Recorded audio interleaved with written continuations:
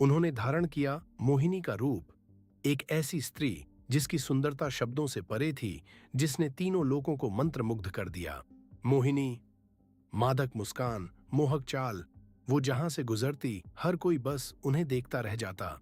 दानव, जो कुछ देर पहले इतने शक्तिशाली और क्रोधी थे, मोहिनी को देखते ही अपनी सारी सुध बुद्ध भूल गए।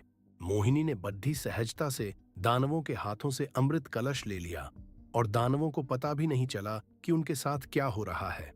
उन्होंने कहा, मैं तुम सबको अमृत बांटूंगी, लेकिन मेरी एक शर्त है, सबको शांत रहना होगा, कोई झगड़ा नहीं करेगा।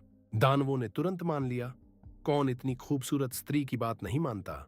वे बिना किसी सवाल के बैठ गए। मोहिनी ने पहले देवताओं को अमृत देना शुरू किया। एक एक बूंद, हर देवता को अमृता का वरदान मिल रहा था। सिर्फ एक दानव राहु था जो इस धोखे को भांप गया।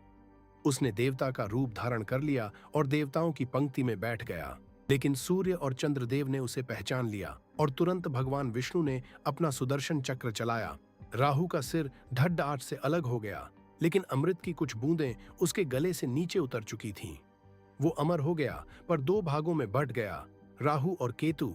मोहिनी ने अपना काम पूरा कर लिया था। देवताओं को अमृता मिल चुकी थी।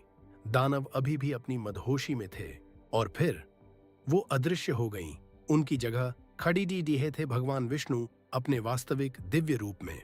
दानवों को एहसास हुआ कि उनके साथ कितनी बड्ढी चाल चली गई है। उनका सारा अभिमान मिट्टी में मिल गया था। जरा सोचिए, एक ही व्यक्ति, दो अलग अलग रूप और दो एकदम अलग परिणाम।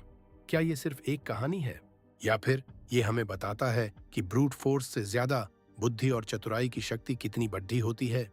ये कहानी हमें सिखाती है कि कभी कभी धोखा भी ब्रह्मांड को बचाने के लिए जरूरी हो सकता है। क्या आप भी ऐसा मानते हैं? ब्रह्मांड के ऐसे ही अनसुलझे रहस्यों की परतें उधेड़ने के लिए और इन कहानियों के पीछे छिपे गहरे अर्थों को समझने के लिए हमारे इस सफर का हिस्सा बने और इस रहस्यमय दुनिया में हमारे साथ जुड़ दें। बस एक क्लिक से ज्ञान के द्वार खुलेंगे।